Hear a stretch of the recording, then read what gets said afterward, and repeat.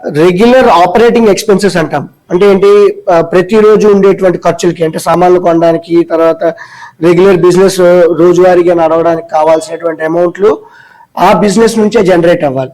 అలా జనరేట్ అవ్వకుండా మనం బయట నుంచి అప్పు తీసుకొచ్చి పెడుతున్నాము అంటే కనుక ఆ బిజినెస్ అనేటువంటిది క్లోజ్ అయ్యే అవకాశం చాలా ఎక్కువ ఉంటుంది. కనీసం వాడికి కావాల్సినటువంటి డబ్బులు కూడా వాడు సంపాదించలేకపోతున్నాడు, బిజినెస్ సస్టైన్ అవ్వడానికి కావాల్సినటువంటి అమౌంట్ కూడా రావట్లేదు అంటే కనుక business on the verge of closure కింద ఫస్ట్ సిగ్నల్ కింద మనం చూడాల్సినటువంటి అవసరం. అప్పు ఎప్పుడు చేయాలి అంటే కనుక మనం ఏదైనా కొత్త వ్యాపారం తీసుకొస్తున్నప్పుడు, లేదంటే కొత్త కంపెనీని ఎక్వైర్ చేస్తున్నప్పుడు, లేదు మన వ్యాపారం అభివృద్ధి చెందుతుంది అనుకునేటప్పుడు మాత్రమే అప్పు చేయాలి. అలా కాకుండా రోజువారీ ఖర్చుల కోసం మనం ఎప్పుడైతే అప్పు చేయడం మొదలెట్టామో బిజినెస్ అనేటువంటిది డ్యామేజ్ అవుతుంది.